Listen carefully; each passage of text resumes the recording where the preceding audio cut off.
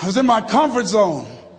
I was doing just enough to get by. I was working on a job. They paid me just enough to keep me from quitting, and I worked just hard enough to keep from getting fired.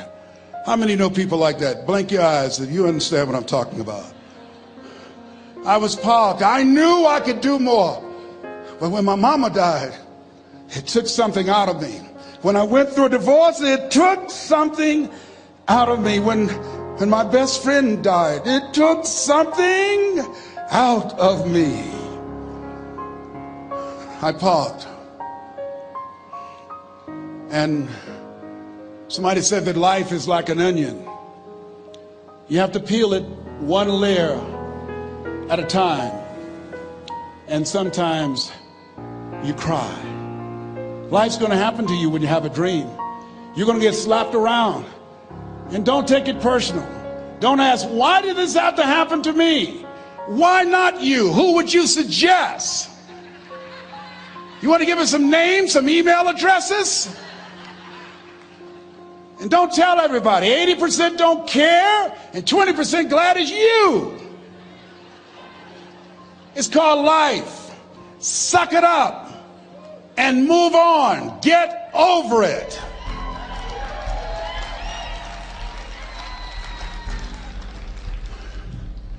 It happens to everybody. Here's the other thing: is you look at your goals and look at your dreams.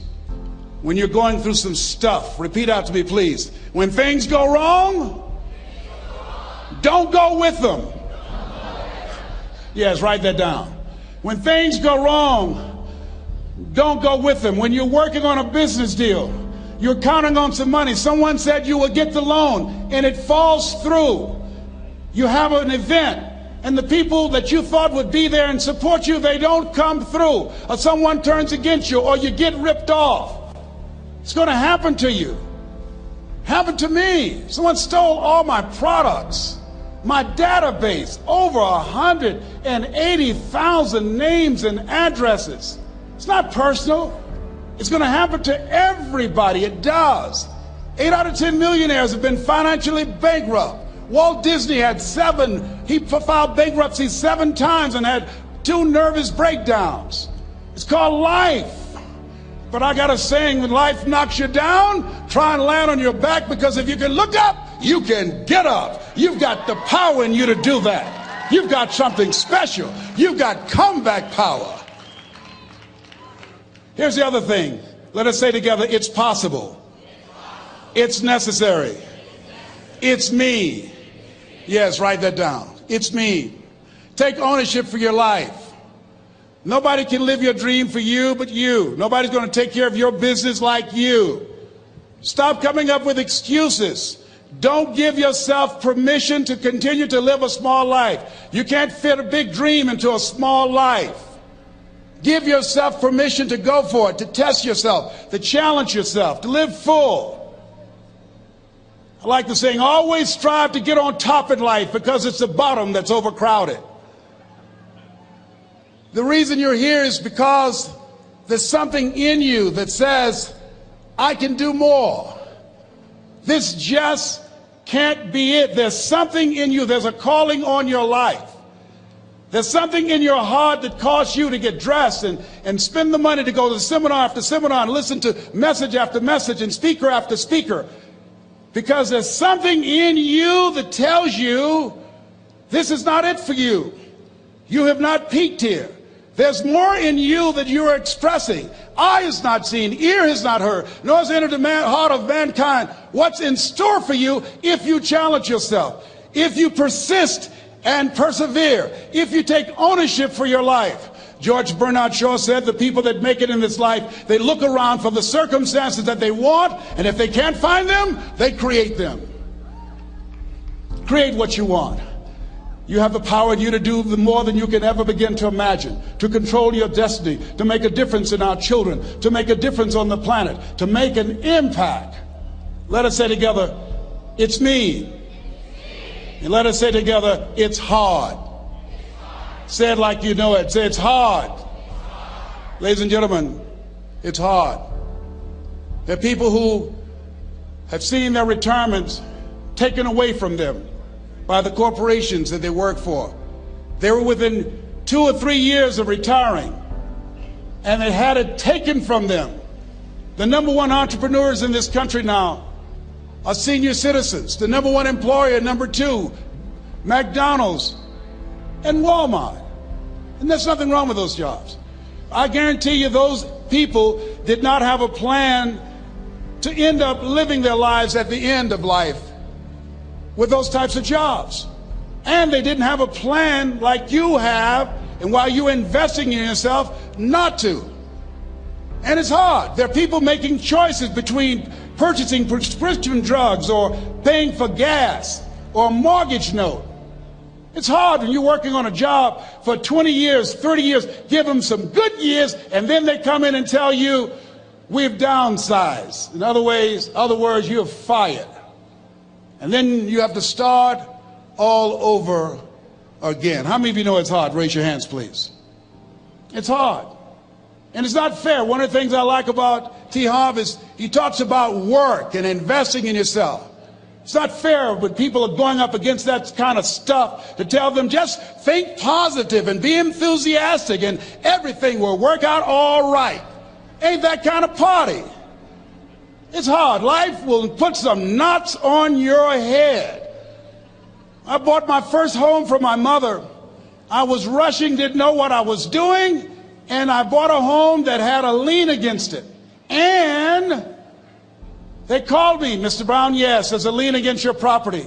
We need $55,000 if you're going to stay there. Wait a minute, sir. I just bought this home. The guy told me there were no liens against it. I'm not the one that owe you the money. You should have checked that out, Mr. Brown. Come on. I called my attorney. We followed up. Yes, Les, there's a lien against the property. But he told me there were no liens. He lied, obviously. Oh, my God. He told me he wanted to help me because he admired the fact that I was buying this home for my mother and that he was adopted, and he identified with me. Les, he suckered you. He played you, man. So what? Well, would they take payment arrangements? What about $5,000 a month? They want all the money, Les. They want all the money, or you're going to have to get out. The house is going up for sheriff's sale. Do you have it? No, I don't have it. Can they give me some time? Tell them to give me 3 months, please. Give me 3 months. My mother's in her 70s, man. She has a bad heart. Don't do this to me. This is my dream. Don't do this, man. Please, let me talk to them. Les, I'm talking to their attorney. They don't want to talk to you. I've got to talk to the attorneys. Do you have the money? No. Will they give me 3 months? No. What about 2 months? No, Les. They want the money in 7 days. Oh, my God. Let me call you back. I'm not sure. And I walked the floors thinking, God, how could this happen to me? I got to figure this out, huh? I got to figure this out. It seemed like the days were just ticking off. Thursday, I had to call them and let them know. They called me, Les, do you have the money? No, I don't. Friday, you have to leave. The sheriff will be there. You're going to have to leave, Les. They're going to take my house. What about my down payment? You lost it, Les. You lost it. Okay. I got to go. Yes. I prayed, Lord, please, if you show me that you're real, if you're really real, you think Paul worked for you, you haven't seen anything. Don't let me lose this house and watch what I'll do for you. I was trying to cut a deal. Have you ever tried to cut a deal? It's amazing how spiritual you get when you get in trouble. You know what I mean? When I was diagnosed with prostate cancer, I was going to bed with the Bible and the Holy Quran and Science of Mind and Joel Goldsmith, everything I could find. I was praying to Jesus, Yahweh, Melchizedek, everybody. I was calling on everybody. It's amazing. And here I was walking the floor, 3 o'clock in the morning, and I had to go and wake my mother up. I got on my knees and I said, Mama, I said, I need you to wake up. She said, what's wrong, Leslie? I can hear you walking back and forth. I'm not asleep, son. I said, there's something I need to tell you. She said, your eyes are red. Why are your eyes red? Because I feel so stupid now. Why? we got to move tomorrow. Why, Leslie? There's a lien against the property, and they want $55,000, and I don't have it. And we're going to be set out tomorrow. We have to go back to Liberty City. So she said, it's okay. I don't like this house anyhow. I said, why? She said, because of my arthritic knees, it hurts my knees when I go up the steps. I said, and why didn't you tell me? Because you were so happy. I just said it because you were happy. I'll live in a shack with you, boy. I love you. It's not the house. I love you. I love all my children. I said, thank you, Mama. Thank you.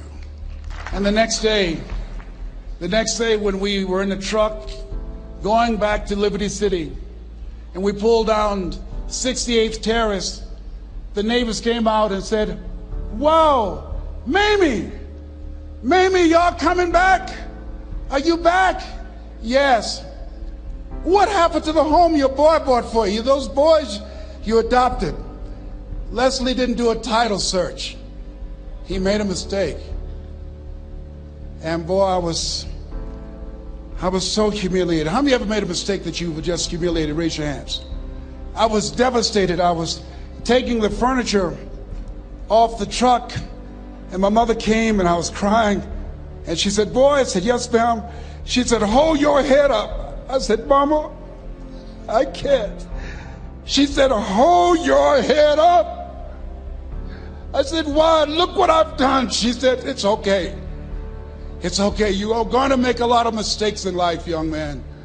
You're going to fail your way to success. You have nothing to be ashamed of. Keep your head up and take that furniture back in the house. I said, yes, ma'am.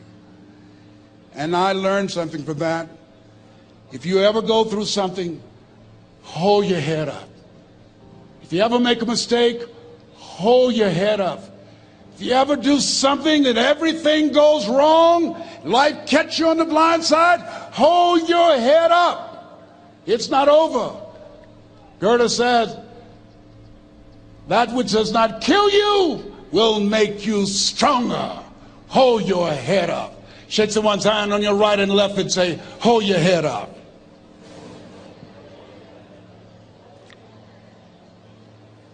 Here's something else, ladies and gentlemen. Repeat after me, please.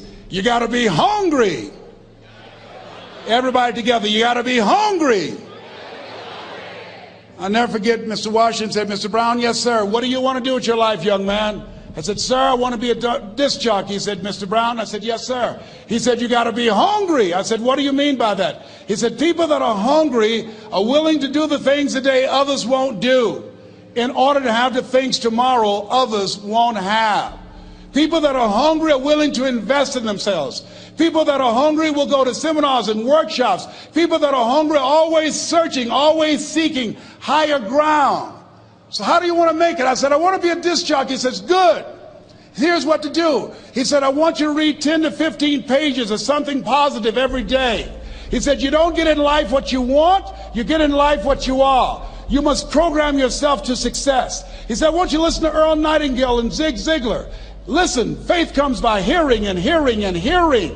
He said, I want you to change your relationships.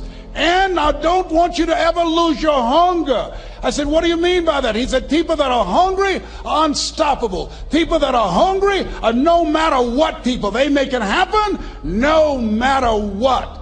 He said, I want you to listen to Paul Harvey. Who is he? He's the world's greatest communicator. Success leaves clues, young man.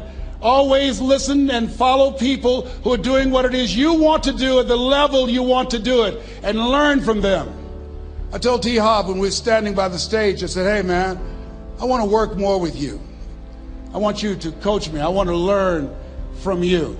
See, I found you're never too old to learn and you're never too young to teach. Always have a thirst for learning.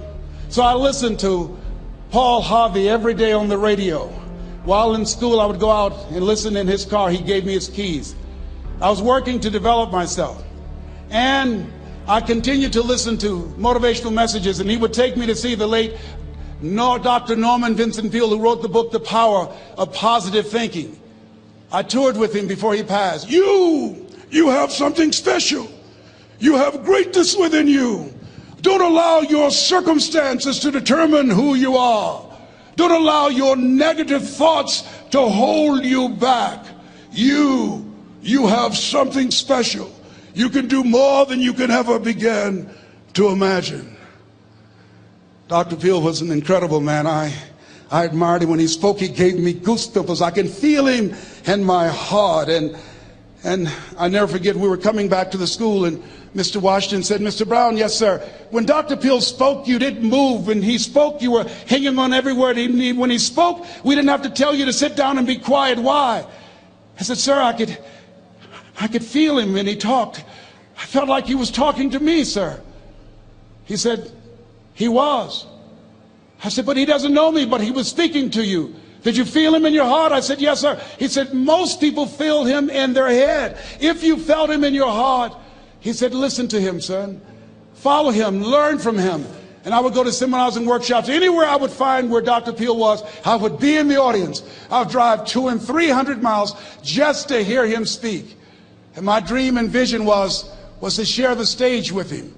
I thought about it. What is your goal? What is your vision? I want you to hold it in mind. There's some power in that. Because when I became involved in speaking, I never forget, I got a call from Og Mandino, who wrote the book, The Greatest Salesman in the World. He said, Les, I'm stuck in Philadelphia. I need to be in Kankakee. Dr. Norman Vincent Peale is appearing. I can't make it. I heard you're in Chicago. I said, yes, I am. Can you go and open for me? I said, yes, man. Oh, my God. Dr. Peale, I said, yes, I'd love to do it. And I went there and I came. I said, hi, I'm Les Brown. He said, you're not the band of renown? I said, no, I'm Mrs. Mamie Brown's baby boy. I'm here to speak. He said, come backstage. And his wife, Martha, was there. And she said, Papa, Les Brown is here, the speaker. And he said, Les Brown, shoot for the moon. Because even if you miss, you'll land among the stars. I said, sir, that's my quote. I wrote you when I was in the 11th grade. I was a part of a special education class project. That's my quote. He said, I know. I end all my speeches with that quote. And Dr. Peel had a great sense of humor. A young man was backstage, and I had so many questions to ask him, and my mind froze up, and the young guy said, Dr. Peel, how old are you? And he was up in age. He said, Sonny, I'm 92. The young man looked at him and said, I don't know if I want to live to get 92. He said, that's because you've never been 91. So I did the things that Mr. Washington suggested. I listened to motivational tapes on a regular basis. I would go to seminars and workshops whenever Zig Ziglar and Dr. Dennis Waitley and Jim Rohn would come to town. And I said, sir, what do you want me to do now? He said, Mr. Brown, I've given you everything that I can give you. He said, develop your mind, put your money where your mouth is, continue to learn how to be an effective communicator, because once you open your mouth, you tell the world who you are. And always surround yourself with OQP, only quality people. So I went to apply for a job on Miami Beach. WMBM radio station. Milton Butterball Smith was the program director. Hello, Mr. Butterball. How are you, sir? My name is Les Brown, sir. I'd like to be a disc jockey. He said, young man, you have any journalism in your background? I said, oh, no, sir, I don't. You have any experience in broadcasting? I said, no, sir, but I practice all the time, sir. Let me audition for you, sir. Let me show you how good I am. All I need is a shot, sir. He says, no, we don't have any job for you. How many ever been rejected? Raise your hands, please. I was devastated. I went back and I told Mr. Washington, I said, Mr. Washington, they said no. He said, don't take it personally. Most people are so negative, they have to say no 7 times before they say yes. He said, you got to be hungry. Know your vitamin. Go back again. I said, yes, sir. Hello, Mr. Butterball. How are you, sir? My name is Les Brown, sir. I like to be a disc jockey. Young man, weren't you here yesterday? Yes, sir, I was. Didn't I tell you no yesterday? Yes, sir, you did. Then why are you back today? Well, sir, I didn't know whether or not somebody was laid off or somebody was fired, sir. Nobody was laid off or fired. Now, get on out of here. I came back the next day. Hello, Mr. Butterball. How are you, sir? My name is Les Brown, sir. I like to be a disc jockey. I know what your name is. Weren't you here the last 2 days? Yes, sir, I was. Didn't I tell you no the last 2 days? Yes, sir, you did. Why are you back? Oh, sir, I didn't know whether or not someone got sick or someone died, sir. No one got sick or died. No one was laid off a fire. Now don't you come back here again. I came back the next day talking loud, looking happy like I was seeing him for the first time. I said, hello, Mr. Butterfall, how are you? He looked at me with rage. He says, go get me some coffee. I said, yes, sir. My favorite book says the greatest among you will be your servant. How many of you are serious about your goals and dreams? Raise your hands. Very good. Write this down. Provide more service than you get paid for. Provide more service than you get paid for. I go to a lot of seminars and workshops. And one of the things I know about T. Harv Eckert, when I was sitting in the class with Robert Appel and all of the other presenters, they hold themselves to high standards and they provide more information than anybody else in the industry, bar none. They hold nothing back because their commitment is for your success. And when you hold yourself to high standards, write this down, impact drives income. That's why you're here. Because the training, the seminars, been making a difference in your life. If they did not have impact, 200 or 300 people would be here, if that amount. Impact drives income. So I became the errand boy for the disc jockeys. I would go get their lunch and their dinner, and I would bring it to them in the control room, and I'd watch them working the control boards, knowing my time will come. Write this down. I expect to reach my goal. Yes, you want to operate with a spirit of expectation. I expect to reach my goal. So I started preparing for the next position. Never forget one quote that I heard. As you look at your life, you look at your goals and dreams. It's better to be prepared for an opportunity and not have one than to have an opportunity and not be prepared. If you expect to reach your goal, prepare yourself now. And so then pretty soon, the guys at the station, they begin to take a liking to me. Write this down. Build relationships. As you're aware, people deal with people that they know, like, and trust. And so they would say, Leslie, yes, sir. Come here, yes. Come outside. Who did this? Oh, your car? Yes. Who cleaned my car? I did, sir. I would wax their cars in the weekend, inside and out. How much do you charge? Oh, nothing, sir. I just wanted to help out. I was providing more service than I got paid for. I was building relationships. They said, whoa, look here. Donna Ross and the Supremes are coming to town. The Four Tops and the Temptations. Here are my car keys. Pick them up for me. Take them to the Fontainebleau Hotel on Miami Beach. I said, yes, sir. I would drive them all over Miami Beach in their big, long Cadillacs. I didn't have any driver's license, but I was driving like I had some. Then one day, it was a Saturday afternoon. A disc jockey by the name of Rockin' Roger was drinking while he was on the air. It was a Saturday afternoon, and I was the only one there. Rockin' Roger got so drunk, he could not complete the show. He started slurring his words. He's about to fall off the chair.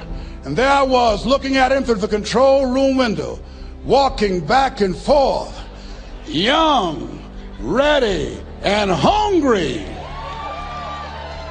I was saying, drink, Rock, drink. Drink, Rock. I'd have gone and get him some more if he'd asked me to. Then pretty soon the phone rang. It was the general manager, and I answered the phone. I said, hello? He said, young boy, this is Mr. Klein. I said, I know. He said, Rock can't finish his program. I said, I know. He said, would you call one of the other DJs in? I said, yes, sir. I said to myself, he must think I'm crazy. I called my mom and my girlfriend, Cassandra. I said, y'all come out on the front porch and turn up the radio. I'm about to come on the air.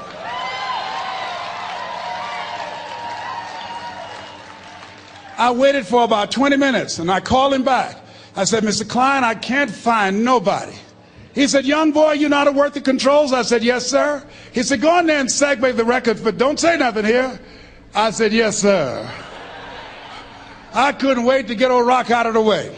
I put on a fast record. I said, look out, this is me, LB Triple P. Les Brown, your platter playing papa. There were none before me and there will be none after me. Therefore, that makes me the one and only. Young and single and love to mingle, certified, bona fide, indubitably qualified to bring you satisfaction and a whole lot of action. Look out, baby, I'm your love man. I was hungry.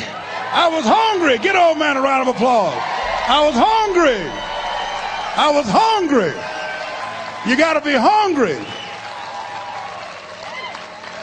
Shake someone's hand on your right and left all around you and say, you got to be hungry. You got to be hungry. To get those dreams out of your head and step into your greatness, you got to be hungry. To get those ideas, that talent, that gift out of your system, you got to be hungry.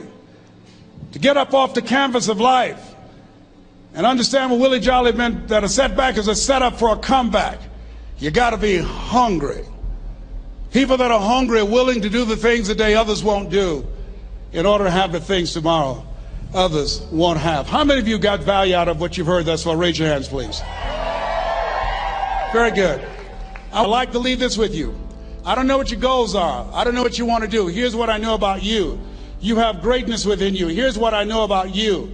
I can help you to live full and to die empty. I can show you what I've learned. If anybody told me that I would be doing what I'm doing now, I leave here today, I go to New Orleans and speak there, then I'll be flown to Barcelona.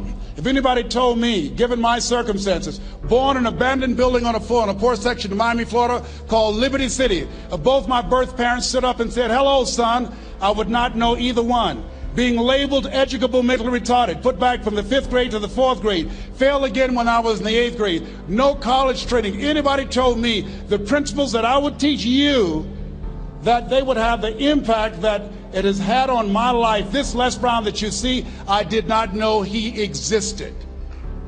And I tell you that you have greatness within you. You have the ability to do more than you can ever begin to imagine. Come into the room with me, and I guarantee you your life will never be the same again. I like to leave this with you. I don't know what your goals are. Mine is to find a cure to autism. Mine is to find a cure to breast cancer and to prostate cancer. Mine is to work with our youth and to reduce the recidivism rate in our prisons and help young people learn how to become an asset to our society rather than a liability. Mine is to train speakers to become great communicators, to speak from their heart, not their heads, and teach them how to impact and create a new conversation so people can see the possibilities of life and overcome the possibility blindness that held me hostage for 14 years. I don't know what your goals are, but here's what I know about you, and I don't know you. You've got greatness within you. And I like to leave this with you, something my mother used to love to hear me say.